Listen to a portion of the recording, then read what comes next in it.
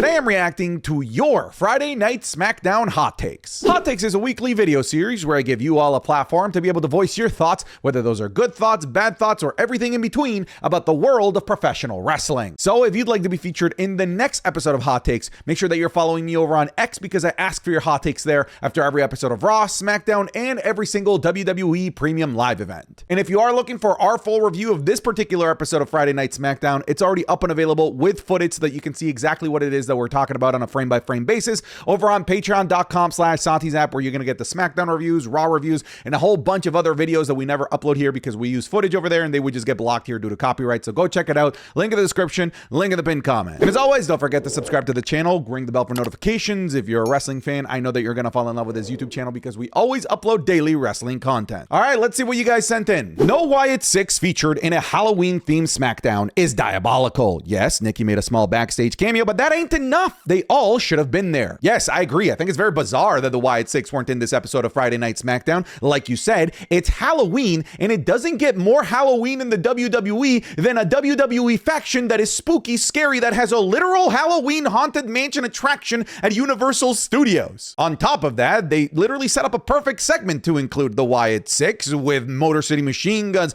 Nakamura, Ray Phoenix, all getting beaten down at the hands of the dastardly MFTs, and the MFTs and the Wyatt 6 have been feuding. You would think that that was kind of tailor-made, especially since it's Halloween, for the Wyatt 6 to go out there and make the save. Even if it's not to make the save, just to, be there would have been nice, and to continue the storyline that they have with the MFTs would have not just been nice, it would have just made a tremendous amount of sense too. What I've learned is that anything involving the Wyatt 6's booking doesn't often make a lot of sense in the WWE. Does WWE have the balls to let Drew win tomorrow on a non-ESPN show? So that was an opinion of mine that started getting some traction on places like TikTok and Instagram, where I genuinely don't think WWE has the balls to pull the trigger on Drew McIntyre winning the WWE Championship on a non-ESPN show, because if I'm ESPN, I'd be tremendously pissed that this big thing didn't get paid off on the platform that you would think WWE would pay it off on, considering they just signed like $1 billion+ deal together. So I'm just gonna say, no, I don't think WWE has the balls to pull the trigger on a WWE Championship change on a non-ESPN show after blue balling ESPN on WrestlePalooza with it. But I would love to be wrong, because I think that Drew McIntyre absolutely should become the WWE champion. It makes sense for him to become the WWE champion. It's the perfect time of the year for him to become WWE champion, because you can just put the title back on Cody Rhodes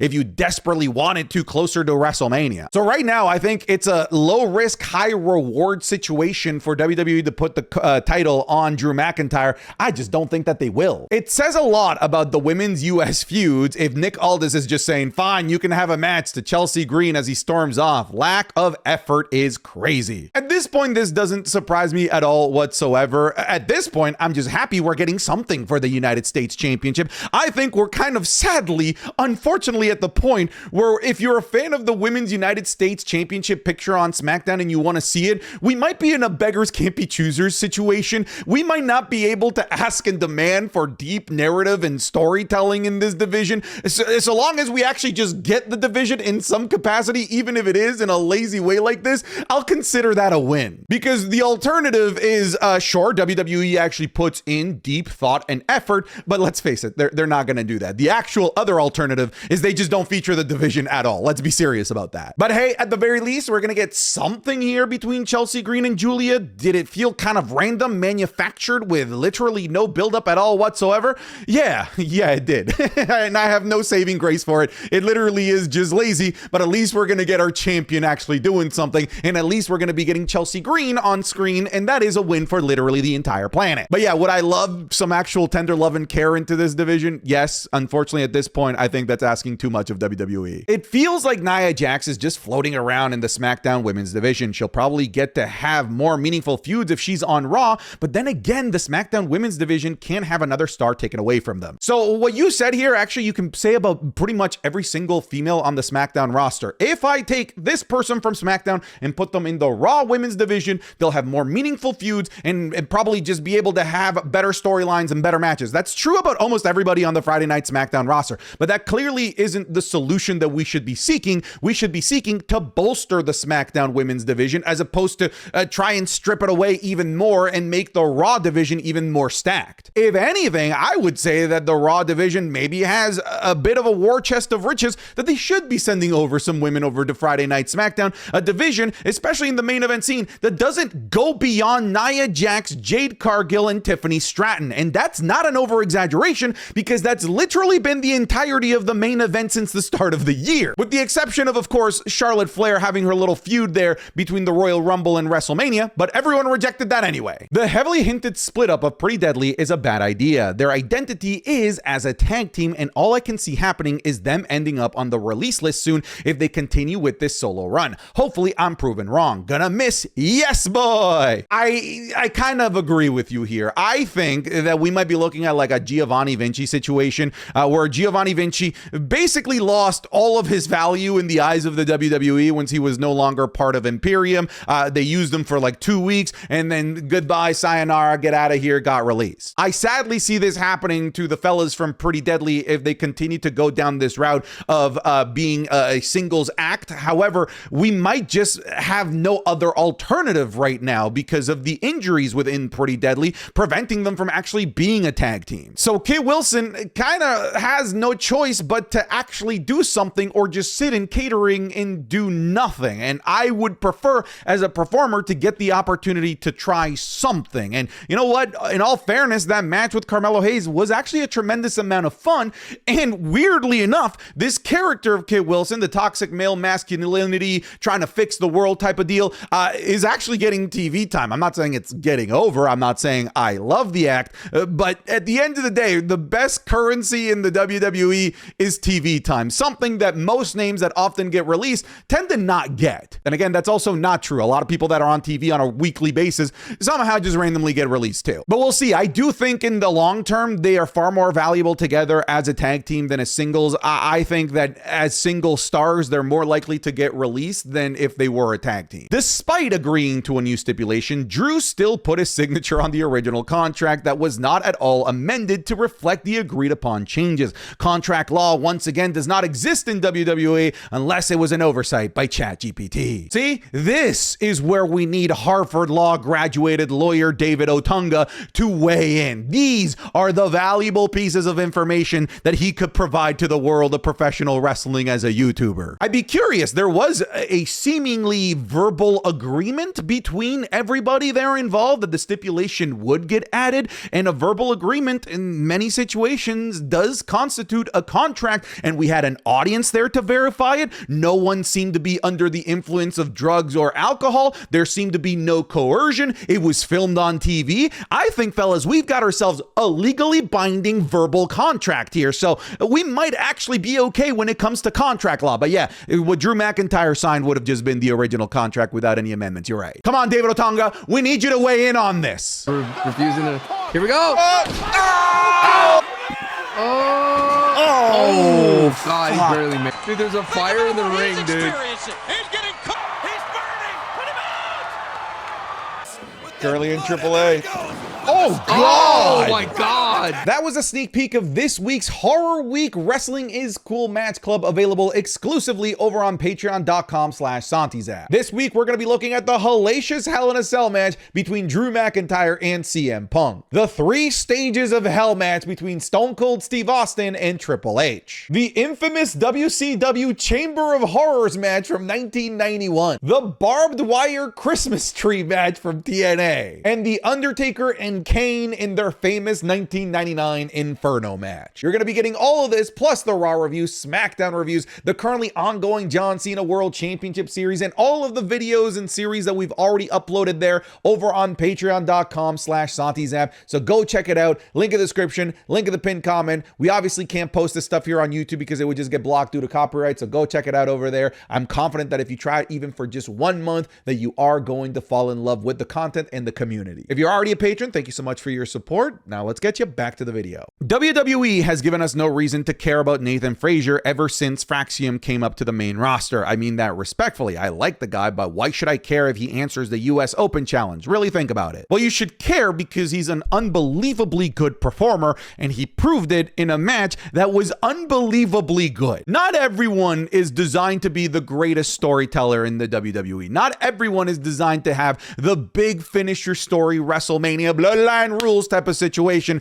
that we had with Cody Rhodes. Sometimes you just need a Nathan Frazer on the roster to wow and dazzle the people in attendance and the millions of people watching at home. And if you dubs were not wowed by the work of Nathan Frazer, then I don't know what to tell you. I don't think you have eyeballs, because that match was unbelievably fun and good. And let's not act as if he was all of a sudden less important than he was in NXT. He was sort of just floating around as a single star for years in NXT, and it wasn't until he came together with Axiom to form Fraxium where they finally started to get some traction as NXT stars. So it's not as if all of a sudden we're like burning this super hot superstar and all of a sudden he's super cold on the main roster. Like, I think this is a pretty normal transition for a Nathan Frazer level character from NXT to the main roster. I think I'm just glad that he is getting TV time, getting the opportunity to have matches, because when he does get the opportunity to have matches because of the Open Challenge, which is the reason why you should care about people like Nathan Frazer answering the Open Challenge, you get to be reminded of how incredibly good the people that aren't being fully utilized are. So I fully disagree with you. The value of a guy like Nathan Frazer answering the Open Challenge is to remind you about the value of a guy like Nathan Frazer. That's why you should give a damn. Thankfully, we'll never know just how serious this landing could have been thanks to Nathan getting those hands down quickly enough. But what a great match between two great competitors. A Fraxium / Ilya three-way down the line would also be awesome. Okay, my only complaint about this, and this is about as nitpicky as it gets, is I actually think that this should have been a triple threat. I would have loved for WWE to kind of shift the concept of the Open Challenge here a little bit, because we've seen the Open Challenge play out here for the last several months. Had they done something slightly different by having a whole ass tag team answer the challenge and turning it into a triple threat, would have changed, even if it's just slightly, the rules and the expectations of the Open Challenge up a little bit. I wanted Axiom to be in this match to make it a triple threat. By the way, holy hell, I thought Nathan Frazer died in that spot. Seeing this picture here, it does look like he managed to get his hands just like under the pressure of the fall in time, because I thought we watched the man literally get paralyzed on TV. But then again, according to the previous guy, why should I care about Nathan Frazer answering the Open Challenge? WWE really gave themselves an out to not pin Cody at Saturday night's main event, but they're not gonna take it, and they're gonna do the predictable thing again and just have Cody retain. So I think you can look at it one of two ways: that they created this stipulation to show you the internal struggle of Cody Rhodes as he wants to do something evil to Drew McIntyre, which would lead him to get disqualified, which would lead him to lose the WWE Championship. So you want to care about Cody Rhodes' internal battle and struggle between being dastardly and being wholesome and good. Like he said, nice guys used to finish last until I came along. Like you said, though, it could also be an out for Cody to lose the championship without damaging the aura and the mystique of a super powerful mega Cody Rhodes. We know WWE likes to nerf their top champions, whether it's Tiffany Stratton with a knee injury, Jey Uso with the never-ending rib injuries that he seems to have every time he takes a loss. And maybe here, this is how they nerf Cody Rhodes, by having him lose in a way where he doesn't actually lose. We've seen the, quote, champion loses the title even if they lose by a disqualification or countout stipulation enough times to know that the title is not changing hands. So I said this exact same thing in the live stream, and then I remembered the whole 2011 saga between Christian and Randy Orton, and this is exactly how Christian won the World Heavyweight Championship from Randy Orton. He got so into Randy Orton's head, he spit in Randy Orton's face in the middle of the match, and that made Randy snap and kick Christian in the balls, and Christian became World Heavyweight heavyweight champion in that way. And interestingly enough, I see a lot of parallels between that feud and what we have here. Christian and Drew McIntyre, in terms of a character, aren't all that different. They all think that the corporation is here to keep them down, that there seems to be some conspiracies preventing them from becoming world champion. And we had Cody Rhodes start to snap and lose his cool when Drew McIntyre even so much as mentioned his kids. What if Drew McIntyre actually goes even further when it comes to the kids and maybe confronts them, yells at them in the front row at Saturday night's main event or something like that? Because not only did they set it up for Cody to lose the championship because of the stipulation, they basically straight up gave us the reason. Drew McIntyre getting in his head by talking about his kids. I don't know. I don't think it's a foregone conclusion. I will continue to think back on that Christian and Randy Orton feud, and I think that there's a chance that the stipulation might actually come into play here. That was genius. Having tag team members answering the open challenge affects both the tag team division storylines and the US title challenge.